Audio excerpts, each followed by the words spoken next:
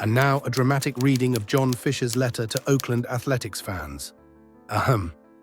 To our Oakland Athletics fans, this upcoming series with the Texas Rangers will be the final games of the A's storied 57 years in Oakland. And while the A's previously played in Philadelphia and Kansas City, Oakland has been home for the greatest era in the franchise's more than 123-year history. 4 World Series championships, 6 pennants and 17 division titles, 7 Baseball Hall of Famers, Charlie Finley and his mule, Billy Ball, Reggie and his incomparable swagger, Rollie and his handlebar mustache, Dave Stewart and the stare, Bill King's Holy Toledo, Ricky, the greatest leadoff hitter in baseball history. The list goes on and on. Triumphs, near misses, the 1989 Loma Prieta earthquake in Game 3 of the Bay Bridge series, the 20-game win streak, a Hollywood movie, and an unmatched cast of players, coaches, and fans. We've had it all. And that, I know, is what makes our departure so very hard. The A's are part of the fabric of Oakland, the East Bay, and the entire Bay Area. When Lou Wolf and I bought the team in 2005, our dream was to win world championships and build a new ballpark in Oakland.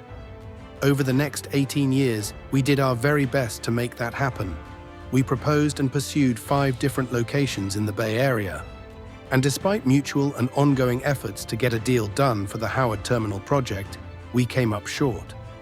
Only in 2021, after 16 years of working exclusively on developing a home in the Bay Area and faced with a binding MLB agreement to find a new home by 2024, did we begin to explore taking the team to Las Vegas. There are millions of dedicated and passionate A's fans in Oakland and around the world. Countless dedicated staff members and Oakland Coliseum employees have poured their hearts into this team, and their efforts have meant so much to our community. I know there is great disappointment, even bitterness. Though I wish I could speak to each one of you individually, I can tell you this from the heart. We tried. Staying in Oakland was our goal, it was our mission, and we failed to achieve it. And for that, I am genuinely sorry. Looking ahead, I hope you will join our beloved A's as we move forward on this amazing journey. I hope I will see you again sporting the green and gold. And I hope we will make you proud. John Fisher.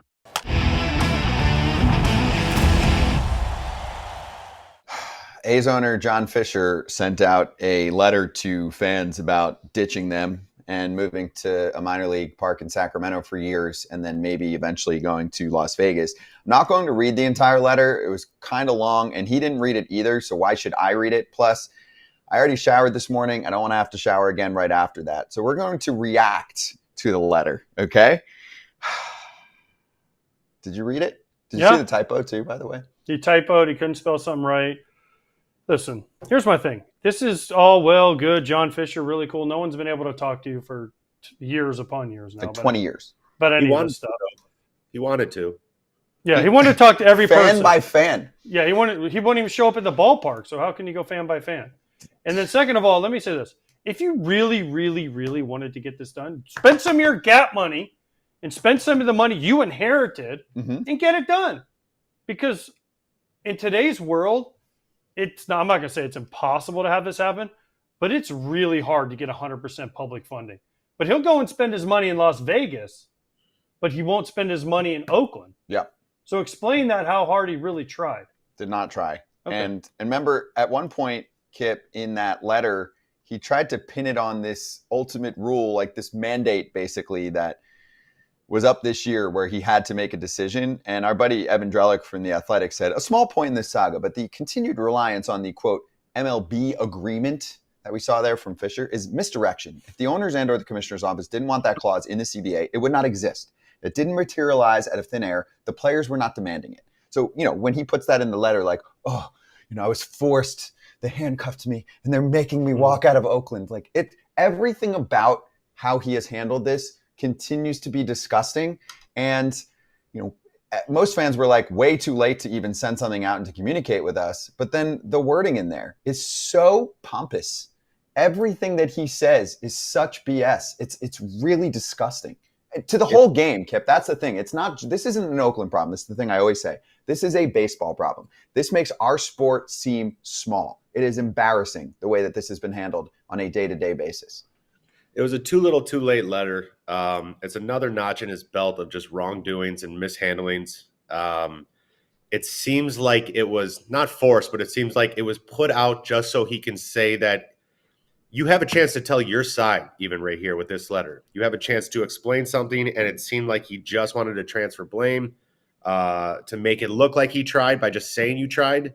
There are a lot of the offerings and dealings have been public records, so people know whether you're full of crap or not. So they know how many times you actually tried. They know which deals fell apart and which ones were actually realistic. And when half the letter contradicts all your actions leading up to it, you know that it's just a misleading and something that it's almost more for him than the fans. Who proofread this? You mean the 1990 or 89 Loma? He spelled it Preda. It's supposed to be Prieta, but it's Preita. Preita. He was like going through the whole history as if he knows the history. He can't even name 3 guys on the current team. When he was announcing the Sacramento move, he's like, Aaron Judge and Shohei are going to hit homers against us. Can't wait to watch my team get smacked. So, yeah, everything about this letter was gross, obviously. And, he's talking about the countless, dedicated fans and employees. And here, I'll skip to the end for one part that I wanted to point out, because I think this is part of the puzzle of why he did this. He goes, "Looking ahead, I hope you will join our beloved A's as we move forward on this amazing journey. I hope I will see you again sporting the green and gold, and I hope we will make you proud." AKA, don't leave us, all of you dedicated Oakland fans that have spent all of this money on the team and be super dedicated for all of this time, because I don't know what the future holds, but we're about to lose a pretty large dedicated fan base that would buy any memorabilia, any merch, would support them through thick and thin, and would show up at a ballpark that was not being kept for a long time. And yes, did they lead the world in attendance? No. But if you go there and you go to pick a ballpark that you really like, you're like, this owner doesn't want to be here and probably doesn't even show up here. So there were a lot of parts here that stood out.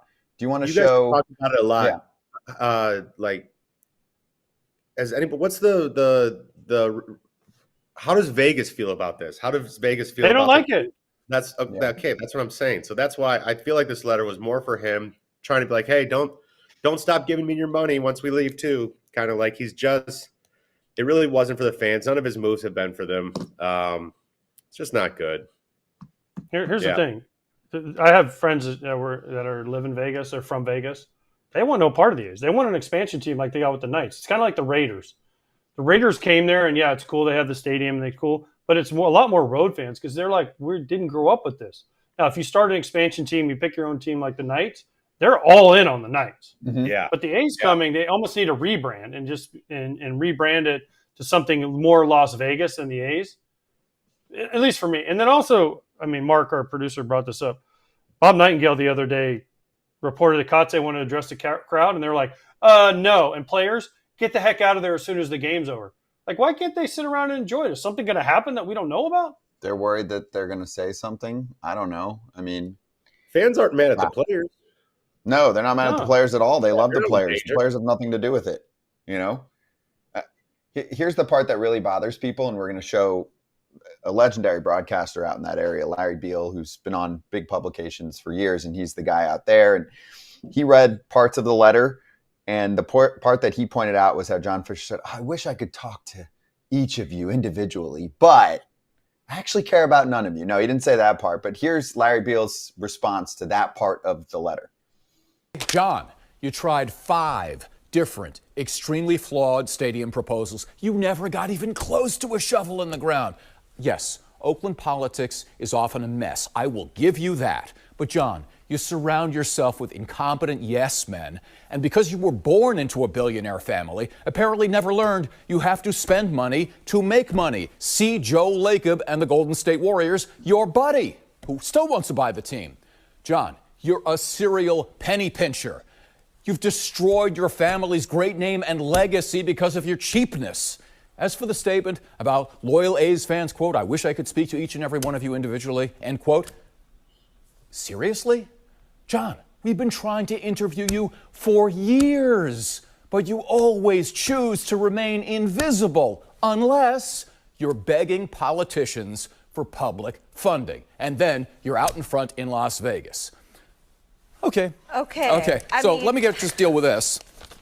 Wow. For all A's fans, I can't do this enough. But here's the thing.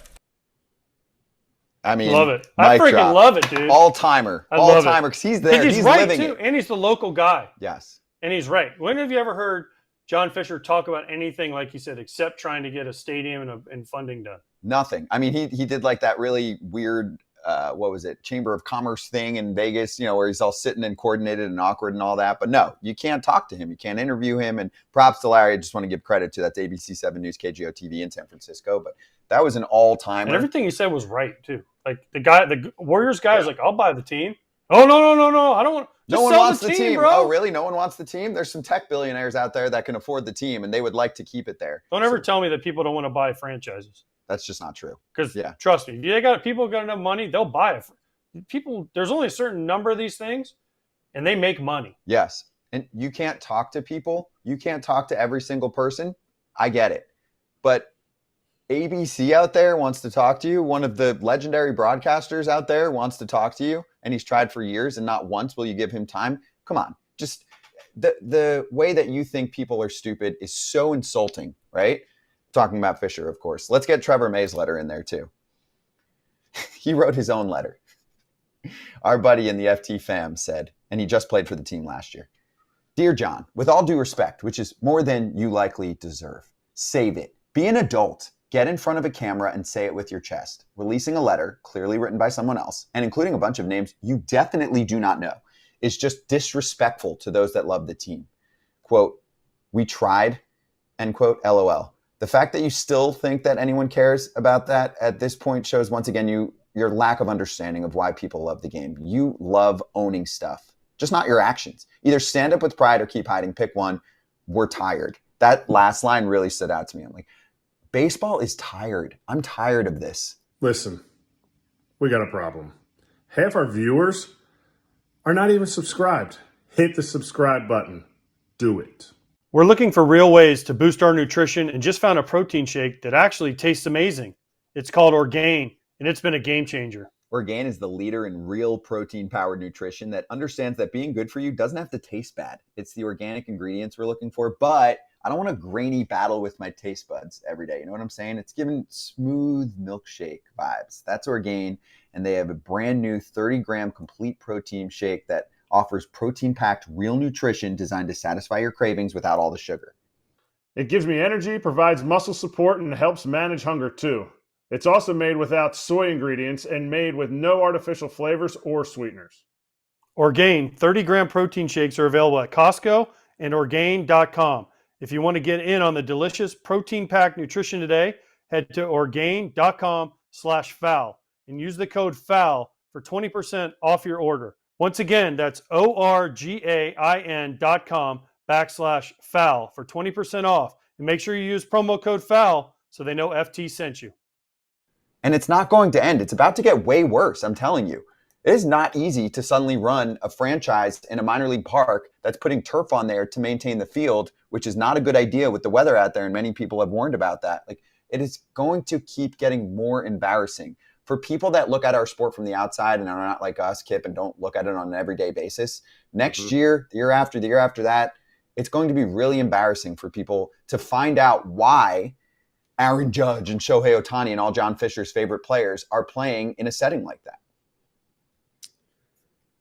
That's what I'm trying to play it out in my head of just what this guy can do to not even save PR or to start repairing his image or repairing the connection to fans and all that stuff. And it's just such a long list. I don't even know where to start. And it's just with a guy who's been mishandling a major league team in a major league city. Now we're going to throw more on his plate and tougher hurdles for him to overcome, and it's just not going to go well. You pray the MLB somehow helps. You pray the fan bases of this team in Sacramento or wherever shows up. Excuse me. But just he's got such a long road ahead of him to repair this great organization to kind of where it was. Yeah. And this is where a letter like that at this time, I mean, in my mind, I think he should have skipped it. We know he is 0 for a million on doing anything correctly. He's not done one thing well. So I don't know in his brain why he decided to activate at this very moment. Besides the fact that he wanted to put in that line at the end, like, please still support us. Please buy your A's gear, even though nobody will care. Yeah. I mean, you're leaving, dude. I mean, obviously, you're leaving to Sacramento, where technically A's fans can still go to. It's not years away, right? It could take, depending on where you live, hour and a half, 2 hours, something like that to get up there. I mean, certainly not close. I've talked about how once the Nets moved from New Jersey to Brooklyn and it was a much less contentious situation, I didn't feel the same connection. And I have a spot in Brooklyn now, but I don't feel it the same. A's fans are going to be the same way. And then when they go to Vegas, Kip, what do you think? People in Oakland are just going to be flying out left and right to support the freaking A's? No, they'll have a new fan base, but that fan base feels ick about this. You're not going to drive an extra hour and a half than all you were already driving to support this guy. Plain and simple. No, you're not. And no one's going to go to Vegas either to watch. No, not from Oakland. My question is, when are they going to put shovel in the ground in Vegas? Haven't heard anything yet. Or a finance plan. Haven't heard anything yet. I haven't heard anything except for it was done. Yeah. So at what point, let me ask this, will MLB have to step in and say, oh, John, you're one of our 30. We're going to give you $200 million to get this done? Maybe. That's probably what he's hoping for. He's not paying a relocation fee. Exactly. Why? I don't know. Usually when you move, you pay a fee to move. I don't know. Because that's part of why he's moving. He wants to be in Vegas to up the franchise value. He's not going to own this team forever. I promise you that. This guy Does he have wants kids? to. I don't know anything about know. it. All I know is he owns My the guess is yes. But my thing is, I really, truly believe this, that he wants to eventually go to his buddies when he's playing golf and say, I took this team and the franchise valuation was 1.5 and I moved them to Vegas and now it's 3. And look, I did it. I did it. It took 20 years of pain and completely smacking my family's legacy in the mouth. But I did make myself a cool $1.5 billion to go to a different market and find someone else that wanted to buy a team in Vegas. That's what he's going to do. I'm telling you, he's not going to own the team for a long time. No. But he knows that you actually will create a whole rebrand if there's a new ownership group. If anyone takes over that team, they're going to do everything differently. You know, we're seeing it in Baltimore. Well, think about when situation. the Colts moved out of Baltimore and they went to Indianapolis. Mm-hmm. The Baltimore fans weren't like, oh, yeah, we're Colts fans still. They were like, okay, no, we hate the Colts. They still hate the Colts to this day. Yes. And they're like, okay, then they got an expansion team and they all are all in on the Ravens. Right. They weren't all like, oh, this is awesome. Yeah. I love the Colts. We love our team. Let's stick with the Colts. Even Yeah. though they're like, no, like that's not how it works. When you break people's hearts, they don't follow you. No. They were like, okay, we're cutting this cord. And you know what the problem is? This is going to alienate a big, big, big market for Major League Baseball. Huge and diverse market that they're basically alienating. Mm-hmm. Right? They're not all going to become Giants fans. So yes, they didn't get great attendance, but there was a lot of Oakland Athletic fans that, what they couldn't afford to go to the games, whatever they, watched on TV, whatever it is, they're just going to be like, screw this, I'm done with baseball. Yeah. And baseball can't afford that right now. I agree. That it's so cocky to look at it that way and be like, well, like the commissioner said, they'll just be Giants fans eventually. A's fans are not just going to suddenly pick up the Giants. They're not. They're already picking up some of the local teams out there, right? You've got the Ballers and the 68s. There's all these local teams that are cool that really grab the roots of the city. They're really rooted in Oakland. So last thing here, because we've gotten some fan feedback about this saying, well, and we've talked plenty about the league and the other owners. The only thing I'll say about the other owners is this. You can say they have a choice. They don't. What they do is anything they disagree on behind the scenes, they will do a real vote and then they do the fake vote. So I want to keep reiterating that point. This is directly from owners in the sport who are inside these meetings. They say, we have disagreements. We have votes on things. If the vote ends up 17-13, then we do a revote, the public revote, and it's 30-0. That is how it works. David Sampson, who comes on our show pretty frequently, has confirmed that as well. He's been in those meetings too. It is a 30-0 every single time. So I just want to make sure that that's clear. There might be an owner that's like, this is absolute crap. I completely disagree with this. It's basically like the bylaws, the unofficial bylaws, the unwritten rules in owning a baseball team now is we might disagree and hate each other on stuff, but it's 30-0 when we announce it publicly because that's what makes us stronger against a union. True. Period. That's how it works. True. Let me say this also before we go because chat's pulling me up.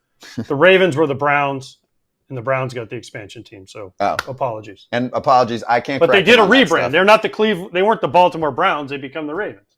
Right. See, so it was a rebrand, and then the Browns got their expansion team, Mm-hmm. which Kip ruined on Sunday. So we're good. So Yeah. it's all full circle here. Yeah, they're still struggling from all of that. Good to see you, AJ. All right. Well, anyway, if you're looking at this, drop a comment about it because I feel for Oakland fans so freaking much and for baseball fans. This just is an embarrassing story that keeps getting worse. So case closed. John, you suck. Fisher, talking about him. I like Middleton. I got a question for you, Ken. We just did a nice little segment on John Fisher's letter to the fans. I was wondering if you got to read it, got to see the media response from it so far, and what's your take on it? Oh, I read it, and he would have been better off stuffing that in his pocket and not. He could be your dork of the week. Well, we have basically named the dork of the week after him. It's kind of the John Fisher dork of the week because he's won it so often. He'll be a strong candidate again for that letter. Now, he said some things in there. He spelled Loma Prieta wrong. That was the earthquake that they had. That's a misspelling that kind of jumped out at me as kind of a word writer type. But the gist of it is, we tried really hard. We tried. We just couldn't make it happen, and we feel terribly about it. We can debate all day long how hard they tried, how adeptly they tried, because their plans always seem to have massive holes in them, the 5 different Bay Area locations that they were looking to do. And we can debate also how much the city of Oakland didn't get the job done, which is what MLB and John Fisher has pointed at all along in these last several years. Oh, that's fine. It's all over now, and he can talk all he wants. The one thing in there that was interesting, and my colleague from The Athletic, Evan Drellick, pointed it out yesterday, was when he said that there was a binding agreement from Major League Baseball, in effect forcing them to make a decision. Yes, that agreement was in place. It was in the CBA, and MLB put it in the CBA. And as Evan pointed out, the players didn't necessarily need this in there. MLB put it in there because they were going to take the revenue sharing money away unless they came to some resolution. So John Fisher wanted to keep his revenue sharing money. He was effectively forced into making a decision, and that's where that came from. It's not some accidental thing, and it's not some purposeless thing. MLB did it because this was taken forever, and he couldn't get it going, and he was already getting a gift from MLB, revenue sharing, when, given the size of his market, he didn't deserve it. So that letter is what it is, and we're going to see a great outpouring from their fans these next 3 days, and I look forward to seeing that. It's a shame what happened, and in my view, they should go back to Oakland with an expansion franchise. There are people in that city, or in that area, I should say, that say they want to buy the team. The guy from the Warriors has been public about it, Joe LaCobe.